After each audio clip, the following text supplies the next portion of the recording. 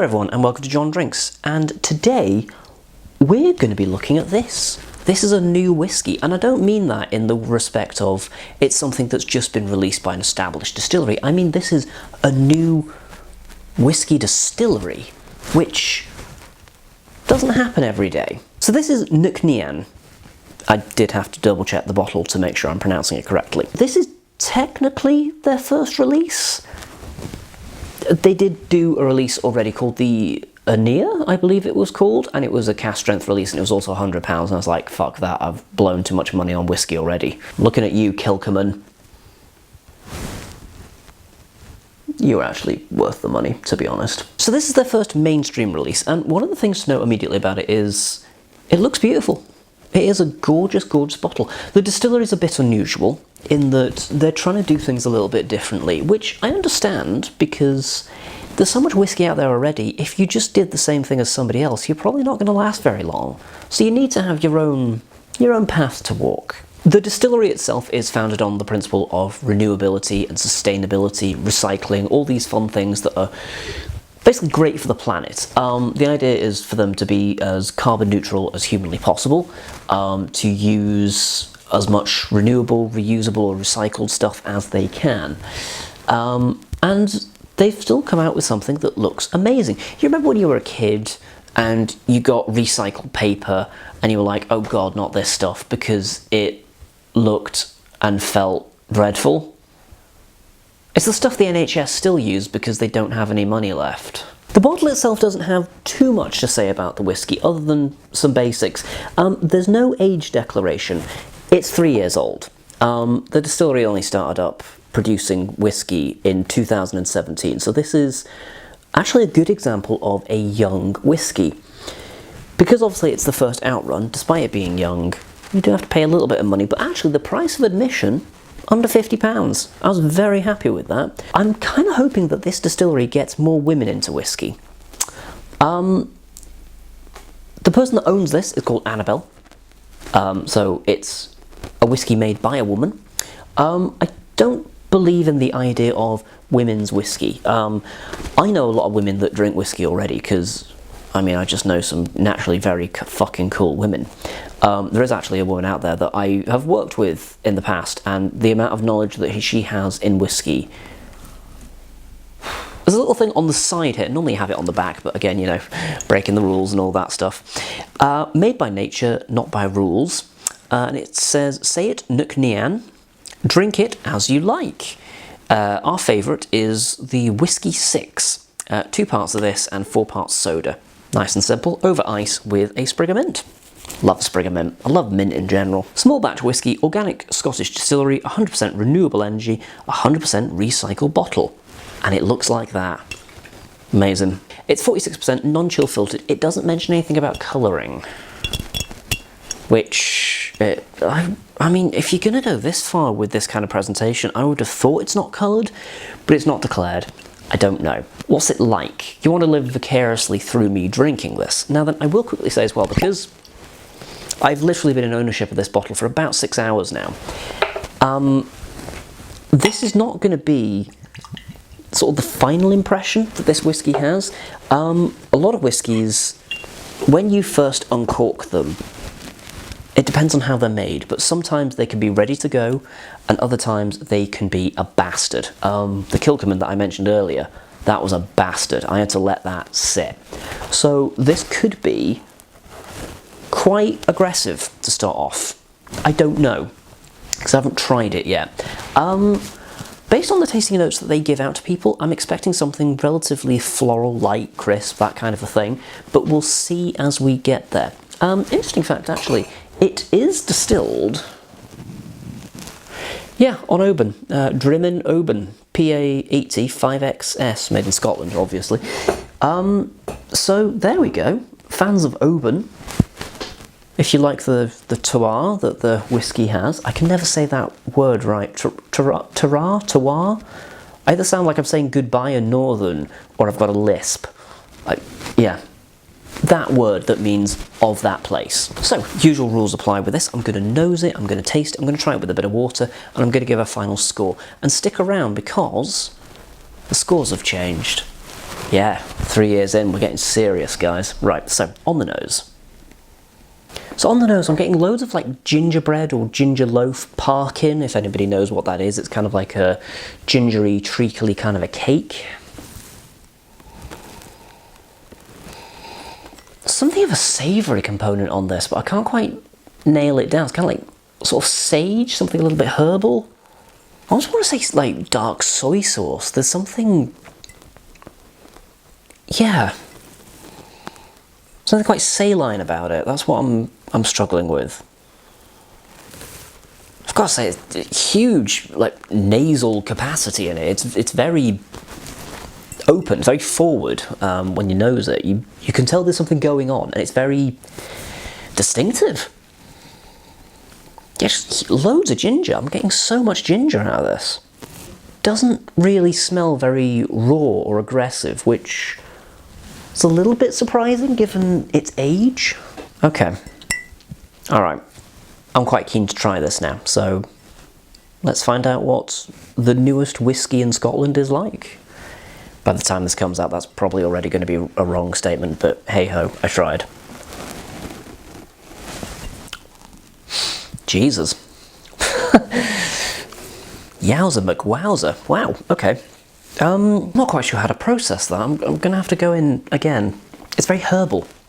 Sage, basil, thyme, a little bit of like a cumin, a pepperiness to it as well. There's lots of spice. A bit like cardamom seeds coming in afterwards. Interestingly enough, there's not really much of that ginger presence. There is a bit of a menthol component towards the end of it as it's finishing, and it lingers. One thing I will say about this as well, it's not very spirituous. It's not got sort of that nasty alcoholic burn that you get in, you know, a lot of other young whiskies. It's not there. The casks have done their job and they've rounded it off. Even though it's young, the casks have done their job. And actually, I'm going to have to take back the ginger thing, because there is a bit of ginger on the finish. I think we've got ginger whiskey on our hands here, and you know what? I'm into it. I dig it, but I'm curious to see how this opens up. I've got my little chalice. I'm going to add half a teaspoon, see how that does. We can always add, we cannot take away. The nose has gone more savoury. I almost want to say garlic. And I know I'm being weird when I say that, but kind of, like wild garlic, but still. It's like a floral component, but I can't, it's sparking a neuron, but I can't link it up to the word that it is, and that's really annoying, and I'm not doing a good job of this, but flavour-wise it opens up massively. There's more of a salinity to it now. Still quite savoury. There's a little bit of a sweetness comes through, but normally with whiskies, particularly with any aged spirit, you get kind of like vanilla compounds, because that's what the wood does to it. Not really with this one. It's almost like it went, yeah, that's cool, but we're going to do our own thing. Pepper notes are coming through again. It's kind of becoming more sort of white pepper. It's that more slightly aggressive version of pepper. Sage, bit of mint again, and the ginger's just kind of creeping in towards the back. It's not dissimilar to how it was originally, but more salinity's come through this time. More of the kind of like salt, savoury, umami kind of flavour has come through. I'm going to enjoy getting to know this whiskey, I can tell already. This is something a little bit special. But we should rate this, shouldn't we? And at this point, it's where I start talking about my rating system. Whiskey ratings on YouTube and other parts of the internet are a little bit haphazard, I find. So you normally get one of two rating systems. You either get out of 10, which is, as it says, it's a score out of 10, or out of 100, which is a little more convoluted.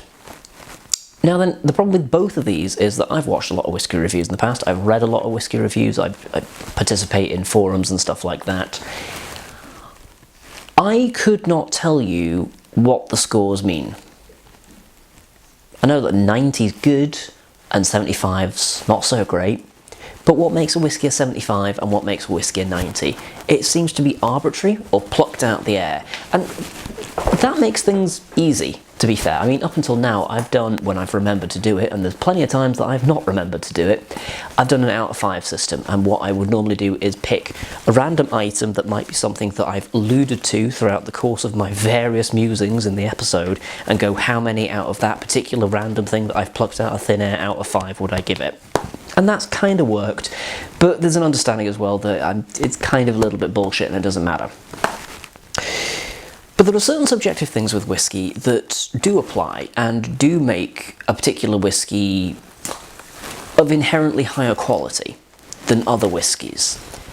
And I kind of felt like no rating systems were taking that into consideration. Ralphie comes the closest in that he will do his score and then he'll kind of section them off into different marks. So you'll have, oh no.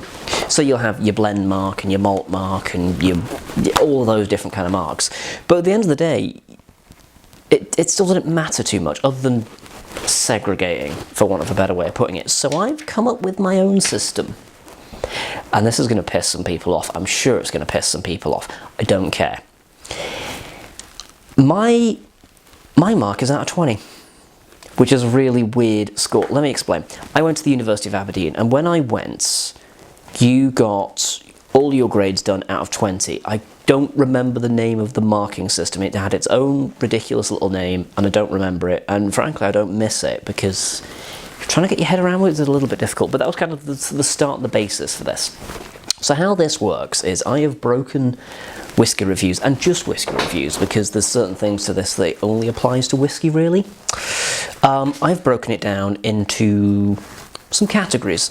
So you've got 3 brackets that are scored out of 5. So you've got taste, nose, and value. Taste, what it tastes like. How many scores out of 5 would I give? If it's middle of the road, it gets a 3. If it's less than average, it gets a 2. If it's the best thing I've ever tasted, it gets a 5. We all understand how an out of 5 rating system works because it's what I've used up until now. Same thing with nose, and same thing with value. With value, it tends to be a thing of, is it worth the money? It's not, is it cheap? It's, is it worth what you're paying? You can pay a lot for a whiskey, and it'd be a good deal. You can pay a lot for a whiskey and it'd be a bad deal. You can pay very little for a whiskey and it'd be a tremendous deal because you're getting a lot back from it. That's what I mean by value. Is it worth the money you're paying or not?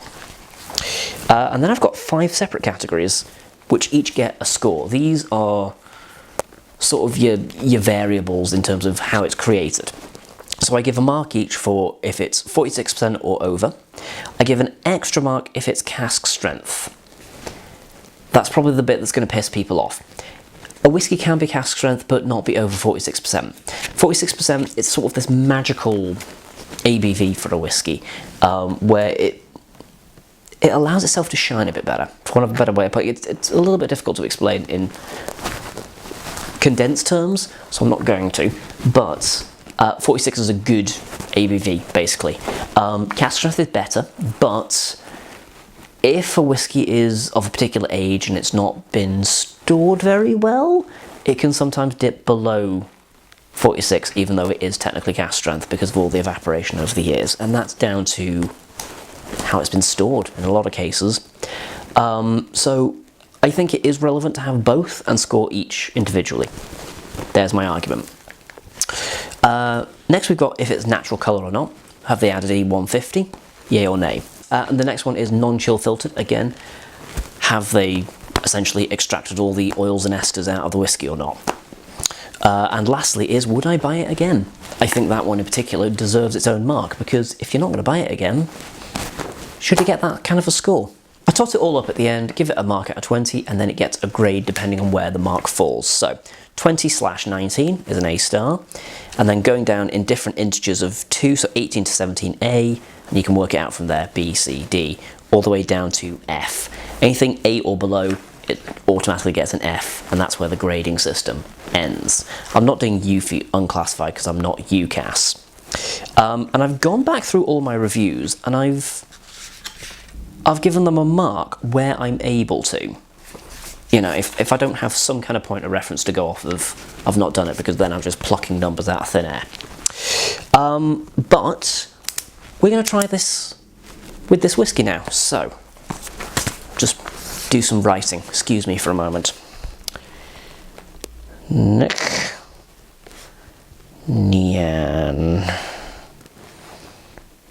underline. I should have done this already. This is bad prep work that you're watching right now, and if I have any kind of editing integrity, I won't include this, because this is shit viewing material. And if I do include it, I'm a hack that's not worth your time.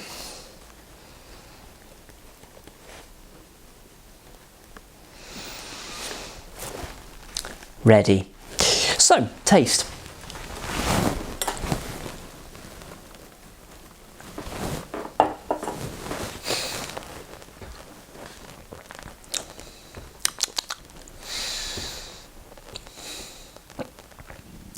Yeah, I'm going to give that a 4.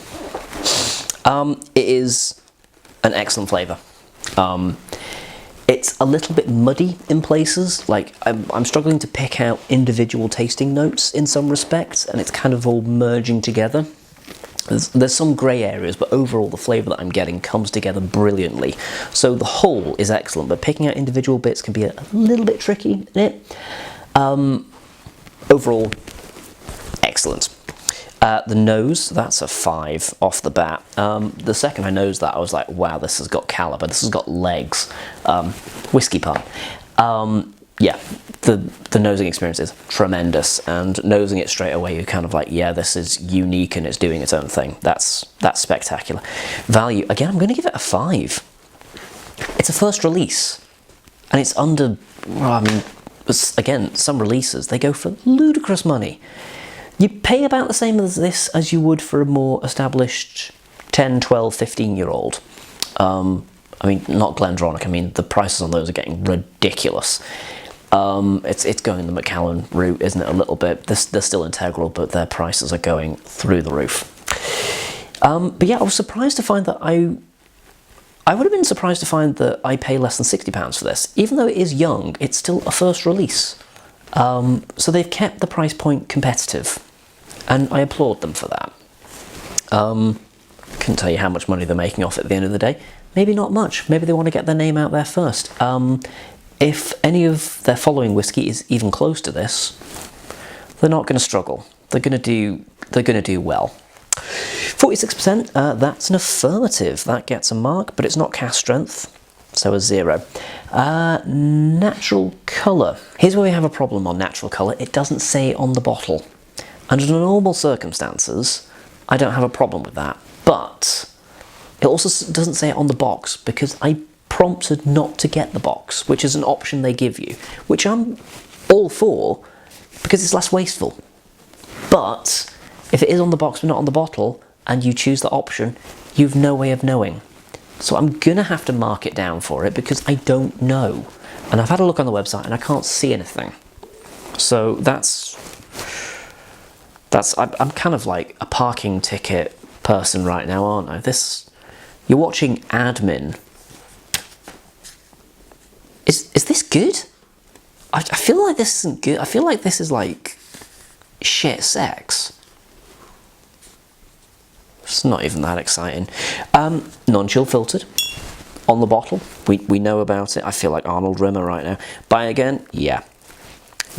So we've got our scores now. There we go. That was painful, really, wasn't it? Let's face it. Okay, I'm going to have to think of some way to speed this up a bit. Maybe I won't do this bit on camera in future, but now you know how it works, so that's fun. I'm going to drink more whiskey. Right, so 10, 14, 15, 16, that's a 17. 17 out of 20, it gets an A. That's an A whiskey right there. So there we go. That was boring, wasn't it? I'll maybe not do that on camera in future. But yeah, that was Nc'Nean. Fascinating little distillery, brand new, sexy spirit. I'm into it. I'm going to be enjoying this for probably not very long, actually. I'd imagine I can get through this quite quickly, actually, because it is drinkable. It's very drinkable. If you are a Johnny Walker fan and you think, oh, this is all right, I just wish there was less burn. This is what I keep going on about that burn in cheap, crappily made whiskies. It's not out there in better made spirit. That's why you pay a bit more for it. And that margin is narrowing, to be fair, because, well, frankly, Diageo are starting to get a bit greedy. But yeah, that was Nc'Nean. I thoroughly enjoyed this. I would recommend you go out and buy a bottle. I don't know for how long this will be available. I suspect not long once the word gets out that it's bloody nice. Plus, you've got to keep your eye out for flippers. I'm surprised that more of these bottles aren't already on auction. It's probably going to happen. It happened with Waterford. It will happen to this as well. I don't want it to happen to this as well, but it probably fucking will, because that's how the world of whiskey works at the minute, and it's depressing. Speaking of Waterford, I've got a sample of that, and I'll be reviewing that in the not too distant future. For now, though, thank you very much for watching. Do let me know down below what whiskey distilleries that are up and coming or getting reopened are you looking forward to? Have you tried this? Would you like to? Just talk to me down below. What do you think of the scoring system? Was it like pulling teeth watching that? Probably was. Fair enough. One last thing, if you feel like financially supporting the channel, there'll be links down below to the Patreon. For now, though, I will say thank you very much for watching, and until next time, I got my own outro wrong. Damn it.